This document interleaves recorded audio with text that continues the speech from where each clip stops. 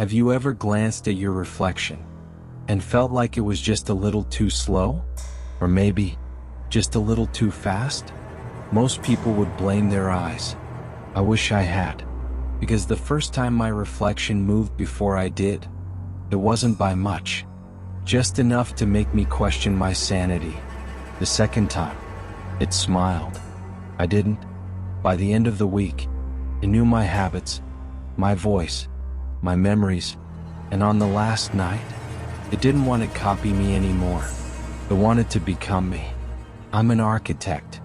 My job is built on measurements, angles, precision. If something doesn't make sense, there's always a reason. At least, that's what I believed. Until apartment 407. The tenant had died alone. His name was Daniel Mercer, 73 years old. No children, no visitors, no relatives willing to claim the apartment. My company was hired to inspect the property before renovation. Nothing unusual. I'd done dozens of inspections just like it. Take measurements, photograph the damage, estimate repair costs. 3 hours of work, then home. When I arrived, rain clouds had already covered the sky. The apartment building looked older than every building around it.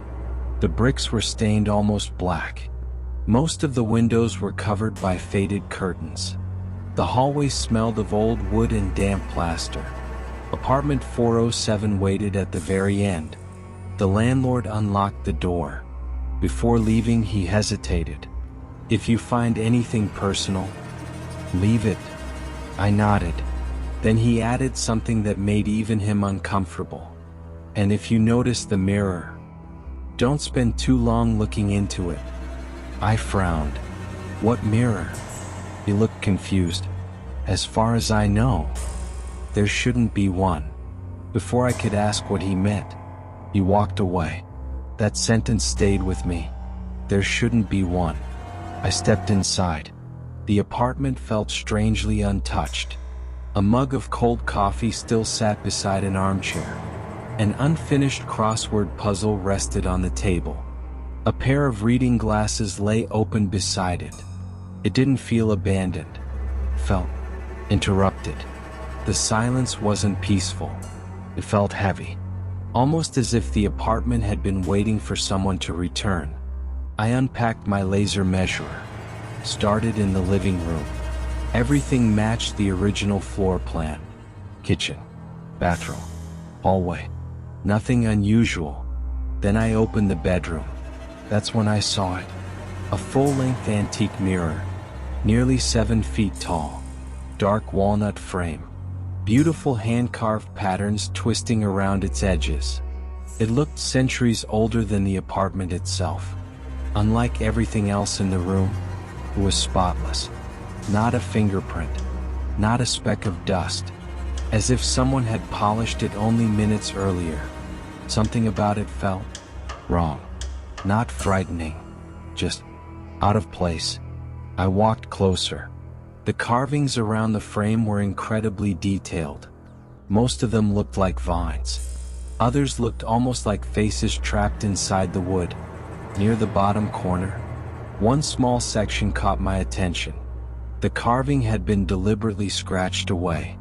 Someone had tried to remove whatever had once been written there. Only 3 words remained. Only one. The rest had been destroyed. I took several photographs, then lifted my camera toward the mirror itself.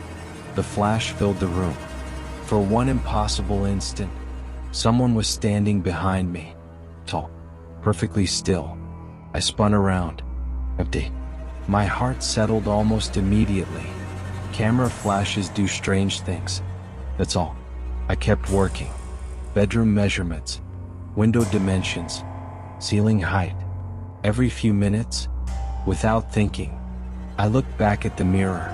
Not because I expected to see anything, because I couldn't shake the feeling that someone inside it was watching me work. Around 8 o'clock, I packed my equipment. Rain hammered against the windows. The apartment felt darker than it should have. I walked toward the front door. reached for the handle, then glanced toward the bedroom one last time. My hand touched the doorknob.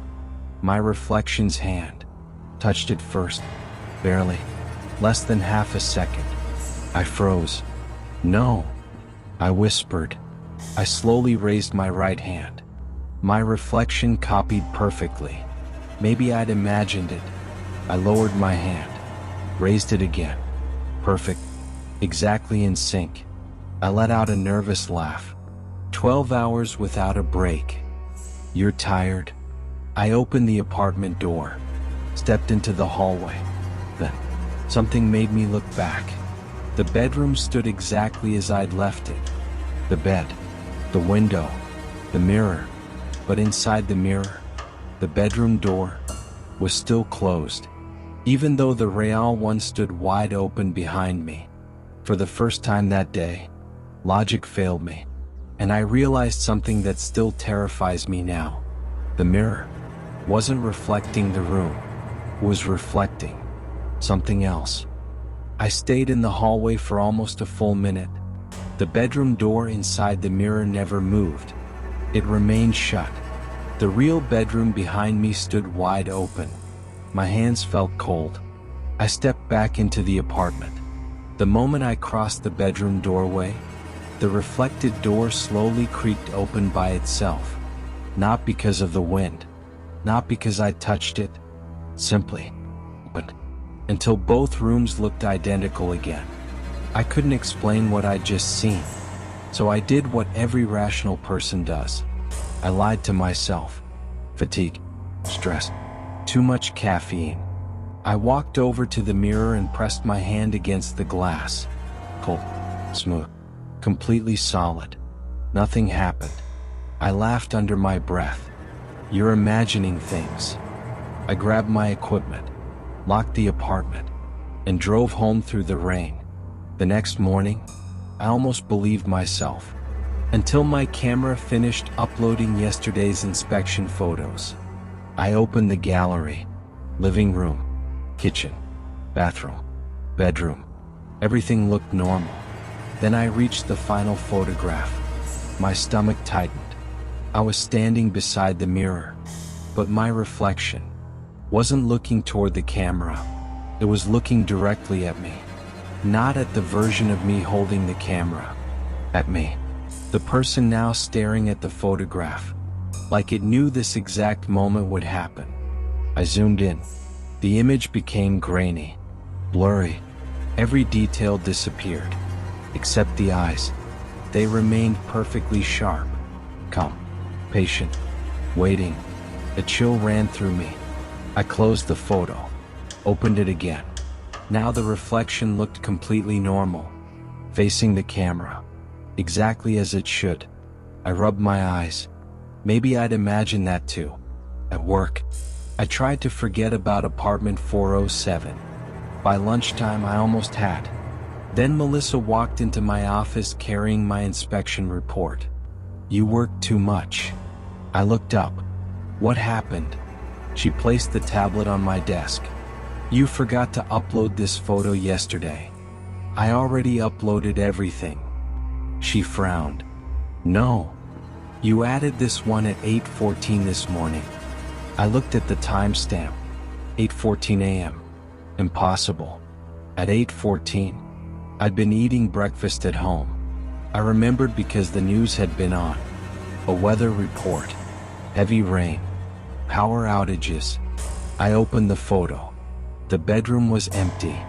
The mirror stood in the corner, and reflected in the doorway was me, holding my camera, watching the mirror, not taking a picture, just watching. Melissa laughed. "You look like you've seen a ghost." I forced a smile. "Probably just a sync error." She shrugged. "If you say so." The moment she left, I checked my phone's location history. 8:14 a.m. Exactly where I remembered. Home. 20 miles away. So who had taken the picture? I selected the image. Pressed delete. Unable to delete file. I tried again. Same message. I restarted my phone. When it turned back on, the photograph was gone. I finally breathed again. Then the phone vibrated. One new photo saved. I frowned. I hadn't taken any pictures. Slowly, I opened it. It wasn't apartment 407. It was my bedroom, taken from inside my bedroom mirror. The room was empty, except someone stood beside my bed, wearing my black hoodie, my jeans, my watch, my face, my smile. I rushed home without telling anyone. The drive felt endless. Every red light lasted too long. Every passing car seemed to move in slow motion. I unlocked my apartment. Everything looked normal. Nothing had been touched. I walked straight to the bedroom. Empty. No one. Exactly as I'd left it. Relief flooded through me. Then, I noticed something that made my blood run cold. The mirror wasn't facing the closet anymore. Yesterday, it had been. Now, it faced my bed. I knew I hadn't moved it. I would have remembered. I stepped closer. My reflection copied me perfectly. I reached out. It reached out. Our fingertips met the glass. Cold, silent, normal. Then, my phone rang. Unknown number. I answered without thinking. Silence. No breathing. No static. Nothing. I was about to hang up when a voice quietly whispered, "Don't let it learn your face." The line went dead. I stared at the mirror. Slowly, very slowly, my reflection smiled. I didn't sleep. Not that night. Every time I closed my eyes, I heard the same sentence. Don't let it learn your face. By morning, I had convinced myself of one thing. The mirror had to go. I grabbed an old bed sheet, wrapped it around the mirror, tied it tightly with rope. I didn't even look at the glass. Not once. I dragged it toward my apartment door. It was heavier than it should have been, almost as if someone on the other side was pulling back. After nearly 20 minutes, I forced it into my truck. I drove to a recycling yard outside the city. The owner looked at the wrapped mirror.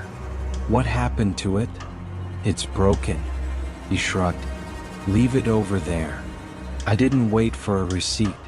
I got back into my truck and drove away. For the first time in days, I felt relief. Maybe it was finally over. It wasn't. That afternoon, I stopped at a gas station while paying. I glanced toward the glass refrigerator doors behind the cashier. My reflection stood there. Everyone else's reflection copied them perfectly.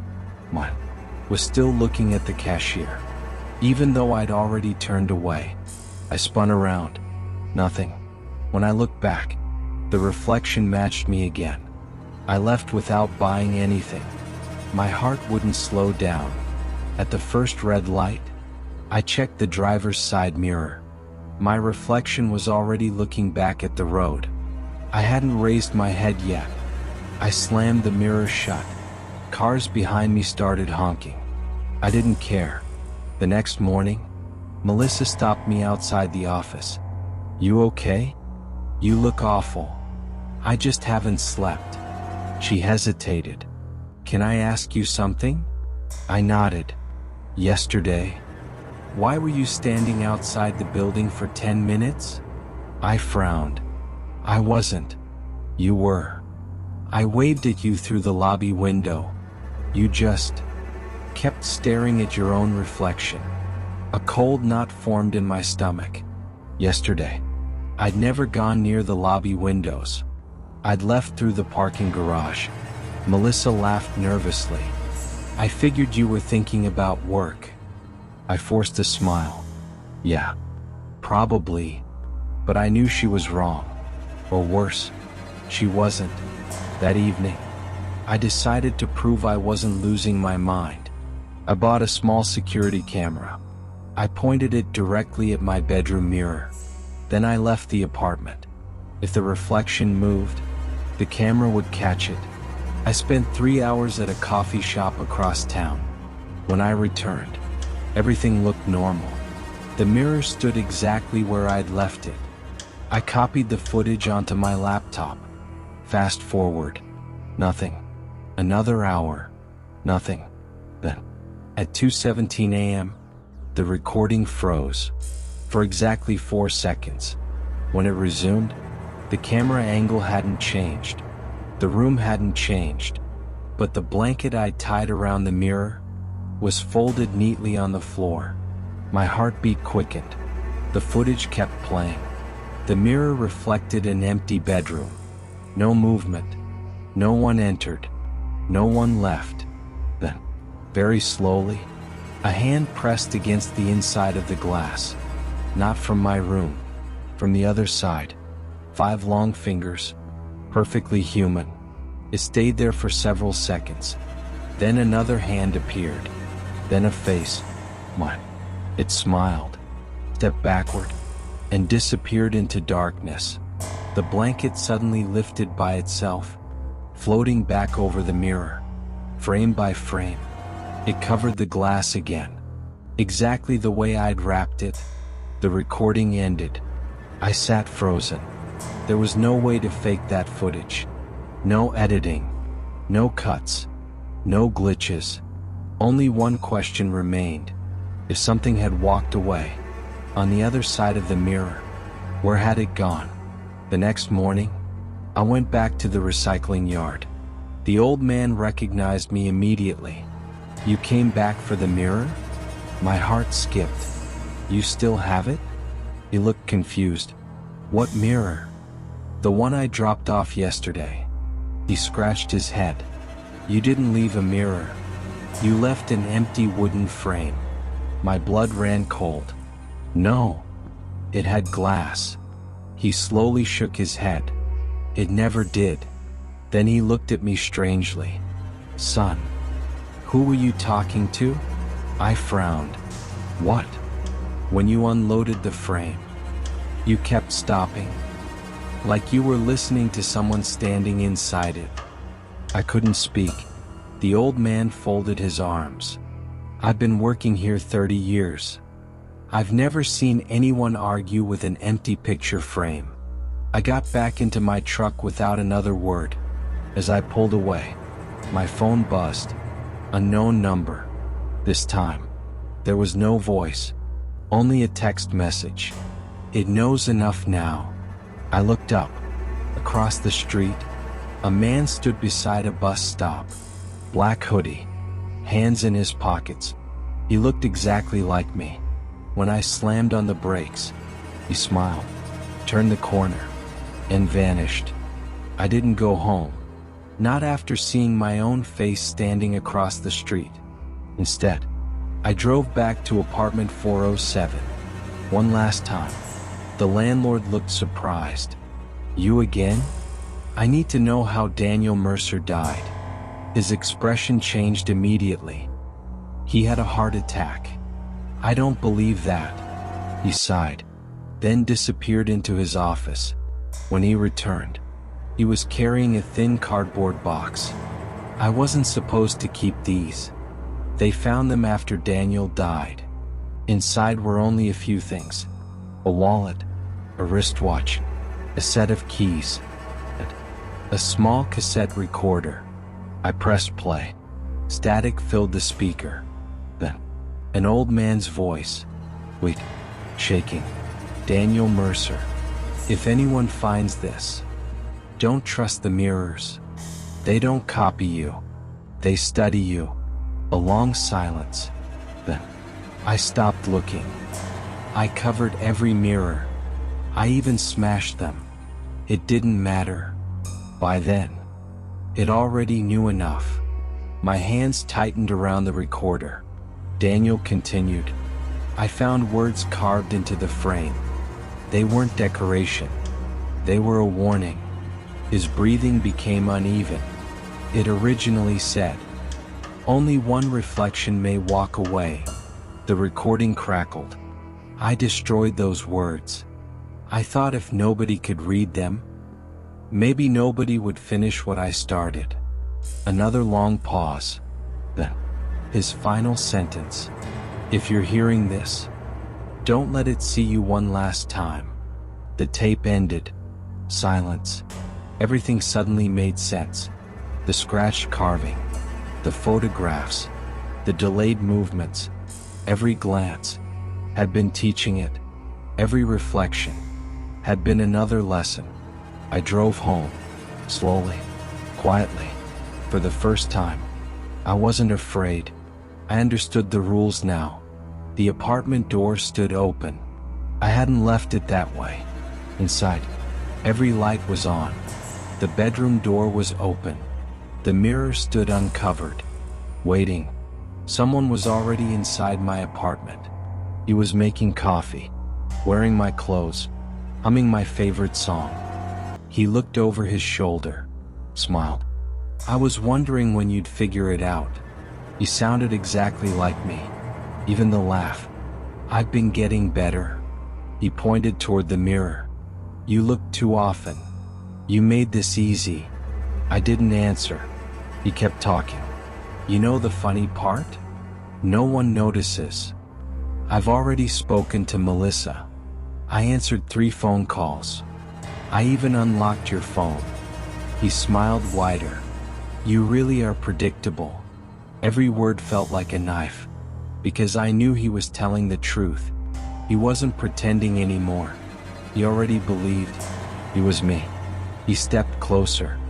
I don't need you now. I only need you to look. He pointed toward the mirror. Instinctively, I almost did. Then I remembered Daniel's final warning. Don't let it see you one last time. Instead, I pulled my phone from my pocket. Without looking at the mirror, I switched to the front-facing camera. The copy laughed. That won't help. I raised the phone anyway. The screen showed both of us, me and him. For the first time, he looked uncertain, because on the screen, his reflection wasn't matching him. It was still inside the mirror, watching, not copying, waiting. The copy slowly turned toward the glass. No, he whispered. Inside the mirror, another version of him smiled. The real smile. The one I'd seen days earlier. It lifted one hand. The copy lifted his. Half a second too late. His eyes widened. You lied.